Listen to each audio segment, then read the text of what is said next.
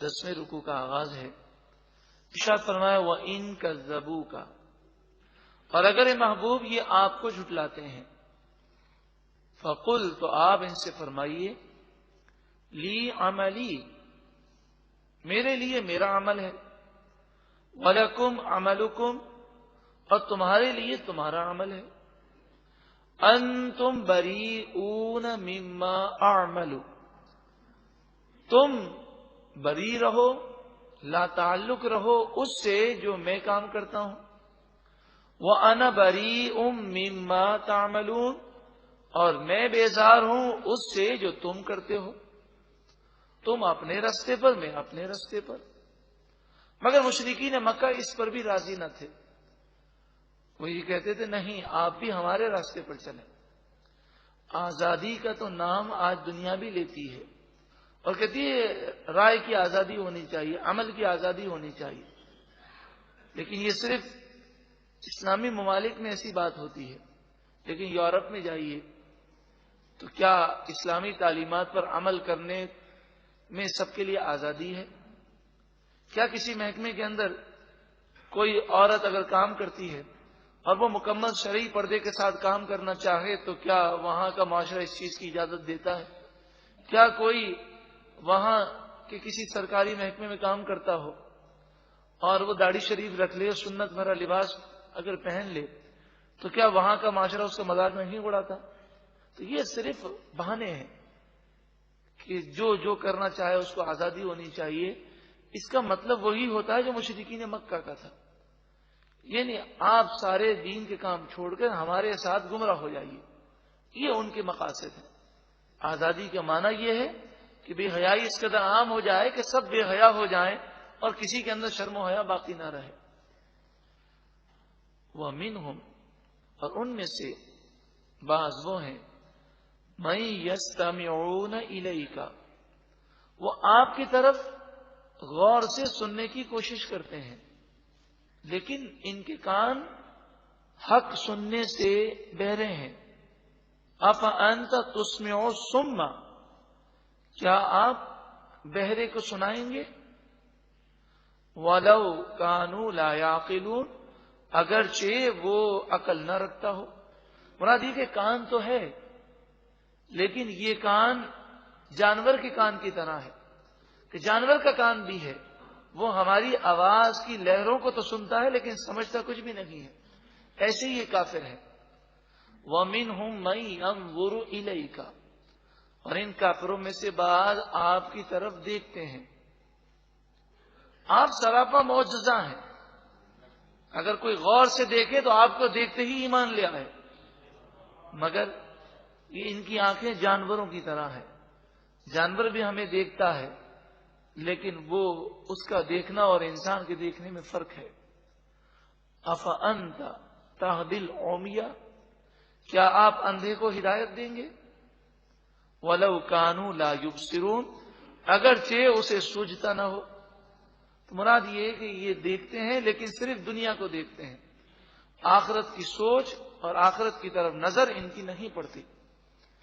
जैसे आजकल के साइंसदान हैं जो दीन से दूर हैं, वो इस पर तो गौर करते हैं कि बीज बोया जाता है और फिर बीज से फल निकलने तक ये मराहिल हैं, ये निजाम है।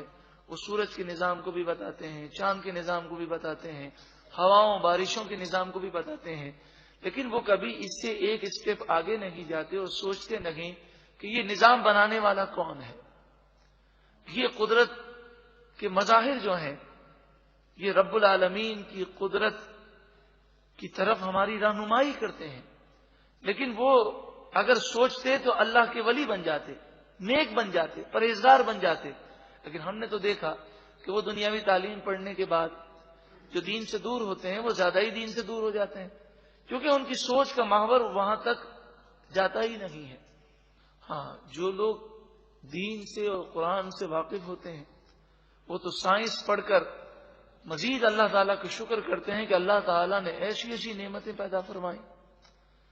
इन्नल्लाह ला यज़लिमुन नास शैअन, बेशक अल्लाह लोगों पर कुछ भी जुल्म नहीं करता।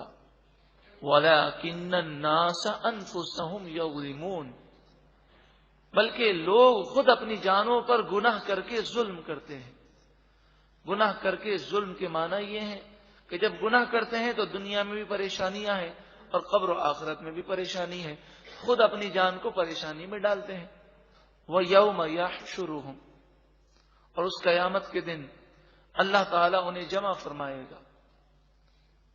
كَأَن لَّمْ يَلْبَثُوا إِلَّا سَاعَةً مِّنَ النَّهَارِ، وہ جب قیامت کے میدان میں آئیں گے تو انہیں محسوس ہوگا گویا کہ پوری زندگی دن کی ایک گھڑی کی طرح تھی۔ یعنی وہ دنیا کو اتنا حقیر سمجھیں گے قیامت میں جا کر، انہیں ایسا محسوس ہوگا کہ ایک لمحے کی زندگی تھی۔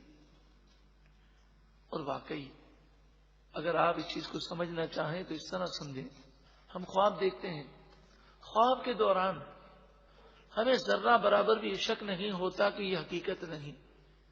خواب کے دوران ہم یہی سوچ رہے ہوتے ہیں کہ یہ حقیقت ہے، لیکن جب آنکھ کھلتی ہے تو احساس ہوتا ہے یہ تو خواب تھا، اس کی کوئی حقیقت ان معنوں میں نہیں کہ ہم نے یہ تصور کیا کہ ہم فلاں جگہ پہنچ گئے، لیکن آنکھ کھلی تو اپنے بستر پر ہی ہیں، فلاں جگہ نہیں پہنچے۔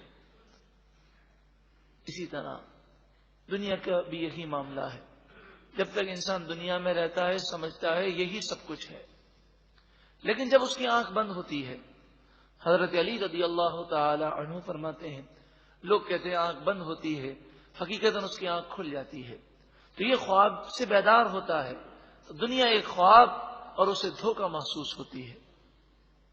یتعارفون بینہم، آپس میں ایک دوسرے کو پہچانیں گے، مگر کوئی کسی کا ساتھ دینے اور کسی کے پاس کھڑا رہنے کے لیے تیار نہیں ہوگا، کوئی ایک نیکی دینے کو تیار نہ ہوگا۔ قد خسر الذین کذبوا بلقاء اللہ، بے شک وہ لوگ بڑے خسارے میں رہے، نقصان میں رہے، جنہوں نے اللہ کی ملاقات کو جھٹلا دیا اور آخرت کا تصور اور آخرت پر یقین انہوں نے نہ رکھا۔ کافر کو تو آخرت کا یقین نہیں، اور مسلمان کا جب آخرت پر یقین کمزور ہو جاتا ہے، عقیدہ تو ہے کہ مر کر اٹھنا ہے، لیکن وہ تصور ہر وقت جب ذہن میں نہیں رہتا تو بندہ گناہ کرتا ہے، اور جب تصور آخرت پیدا ہو جائے گناہوں سے جان چھوٹ جاتی ہے۔ وما کانوا مہتدین، اور وہ ہدایت یافتہ نہ تھے۔ وَإِمَّا نُرِيَنَّكَ بَعْدَ الَّذِي نَعِدُهُمْ، اور اگر ہم آپ کو بعض وہ چیزیں دکھا دیں جس کا ہم ان سے وعدہ فرماتے ہیں، یعنی جو عذاب ان پر آنے والا ہے وہ دنیا ہی میں آ جائے، اور اے محبوب آپ اپنی نگاہوں سے ان پر عذاب دیکھیں، یہ بھی ہم کر سکتے ہیں۔ او نتوفینک، یا ہم آپ کو اپنی طرف بلا لیں، فإلینا مرجعوہم، پھر ہماری طرف وہ بھی لوٹیں گے۔ ثم اللہ شہید علی ما یفعلون، پھر اللہ تعالی گواہ ہوگا ان تمام کاموں پر جو وہ کیا کرتے تھے۔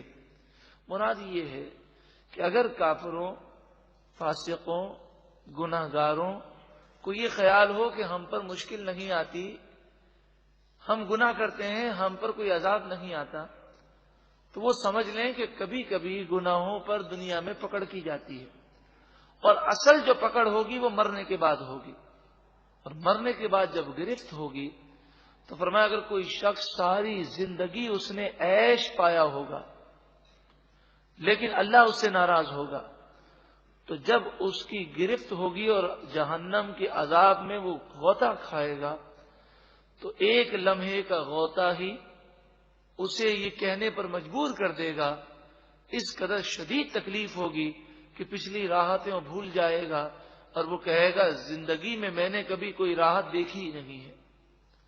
اور انسان اگر دنیا کے اندر تکالیف برداشت کرے لیکن اللہ اس سے راضی ہو جائے اور وہ اللہ کو راضی کرنے میں کامیاب ہو جائے، تو جنت میں داخل ہوتے ہی اسے اللہ تعالیٰ وہ سکون عطا فرمائے گا کہ وہ تکالیف کو بھول جائے گا اور کہے گا پروردگار میں نے تو کبھی کوئی تکلیف دیکھی ہی نہیں. وَلِكُلِّ أُمَّةٍ الرَّسُولُ، اور ہر امت کے لیے ایک رسول ہے. فَإِذَا جَاءَ رَسُولُهُمْ، پھر جب اس امت کے رسول آتے ہیں اور لوگ اس رسول کو جھٹلا دیتے ہیں، قُضِيَ بَيْنَهُمْ بِالْقِسْطِ، تو ان کے درمیان انصاف کے ساتھ فیصلہ کر دیا جاتا ہے. پھر وقت مقرر کر دیا جاتا ہے ان کی تباہی کا. وَهُمْ لَا يُظْلَمُونَ، اور ان پر ظلم نہیں کیا جاتا. وَيَقُولُونَ مَتَىٰ هَٰذَا الْوَعْدُ إِن كُنتُمْ صَادِقِينَ، یہ کافر کہتے ہیں یہ وعدہ قیامت کا کب آئے گا، کب پورا ہوگا، اگر تم سچے ہو. تو قیامت وہ مانگتے ہیں لیکن وہ اس بات کو جانتے نہیں، سوچتے نہیں کہ مرتے ہی حساب کتاب کا اثر تو شروع ہو جائے گا. موت کی تکالیف، پھر قبر کی تکالیف، اور پھر قیامت کے دن اٹھنا ہے. تو یہ تو قیامت کے بارے میں ایسا سوال کرتے ہیں گویا کہ وہ یہ سمجھتے ہیں کہ قیامت آ ہی نہیں سکتی. قیامت تو جب وقت مقرر ہوگا تب آئے گی، مقررہ وقت پر آئے گی. مگر یہ انہیں سوچنا چاہیے کہ موت تو اچانک آ سکتی ہے اور مرنے سے تو کوئی بچ ہی نہیں سکتا. تو وہ مر کر اللہ کی جناب میں کیا جواب دیں گے؟ اور جہاں تک تعلق ہے نفع نقصان کا، تو یہ عقیدہ ہمیشہ کے لیے سمجھ لیجیے کہ حقیقی نفع اور نقصان کا مالک صرف اللہ تعالی ہے.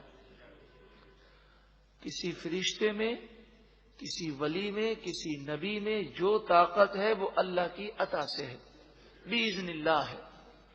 قل، اے محبوب آپ فرمائیے، لا املک لنفسی ضرا ولا نفعا،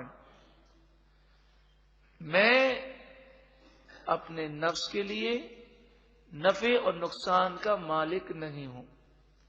الا ما شاء اللہ، مگر اسی کا مالک ہوں جو اللہ چاہے. وہی عقیدہ ہے کہ مجھ میں جو طاقت و قدرت ہے وہ اللہ کی عطا سے، ما شاء اللہ. ذاتی طاقتیں میرے پاس نہیں ہیں، کیونکہ ذاتی طاقتیں خدا کے پاس. جو معبود برحق ہے، ذاتی اختیار، ذاتی قدرت اسی کی ہے. ہم اگر کسی چیز کے مالک ہیں تو حقیقی مالک ہم نہیں ہیں. حقیقی مالک کون ہے؟ اللہ. لِكُلِّ أُمَّةٍ اجل، ہر امت کے لیے ایک مقررہ وقت ہے. عذاب کا وقت بھی مقرر ہے، قیامت کا وقت بھی مقرر ہے، اور ہر ایک کے لیے موت کا وقت بھی مقرر ہے. اذا جاء اجلهم، جب ان کی موت کا وقت آ جائے،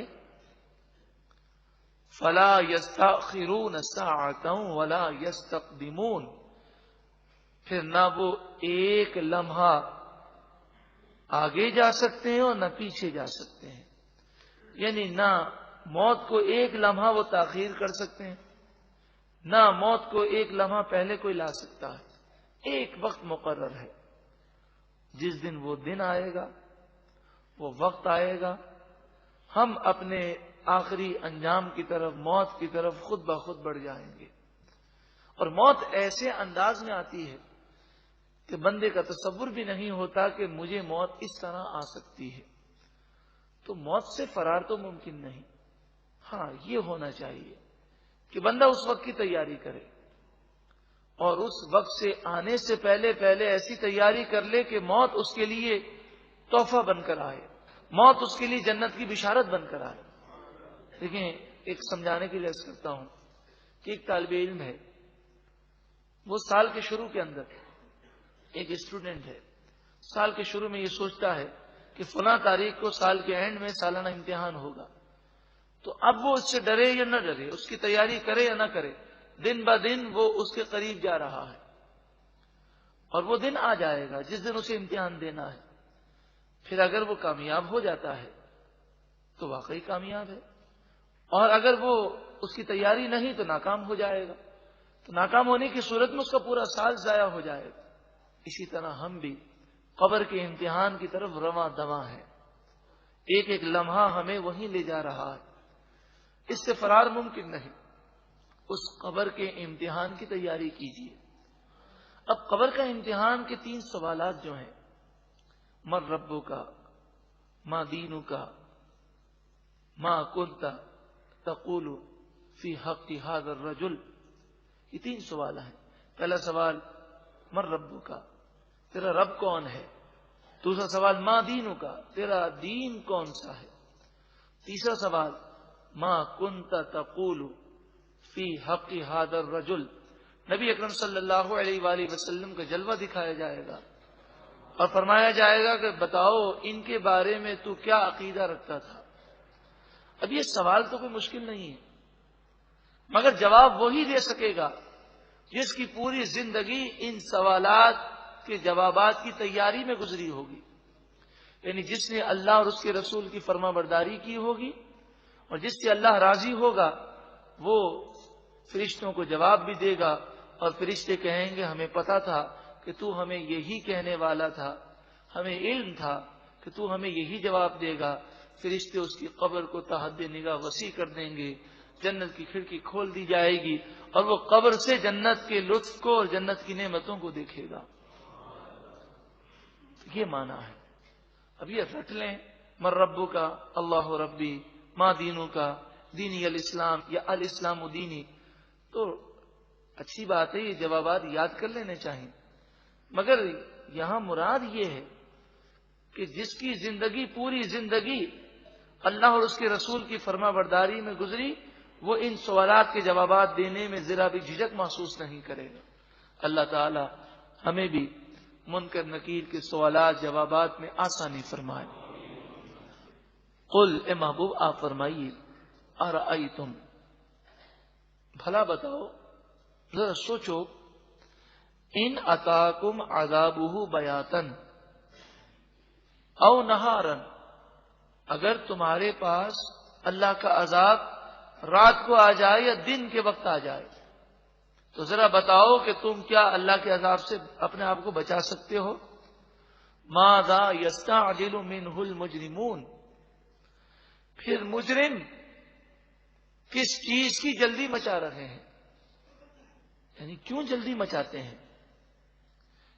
کیا اگر ان کے سوال پر یہ عذاب دے دیا جائے تو کیا ان میں طاقت ہے کہ اللہ کے عذاب کو روک سکیں؟ ثم اذا ما وقع آمنتم به، پھر جس چیز کی وہ جلدی مچاتے ہیں، تو قاعدہ یہ ہے کہ جب اللہ کا عذاب آ جائے پھر توبہ قبول نہیں ہوتی، تو اس وقت توبہ کرنے اور ایمان لانے کا کیا فائدہ انہیں حاصل ہوگا؟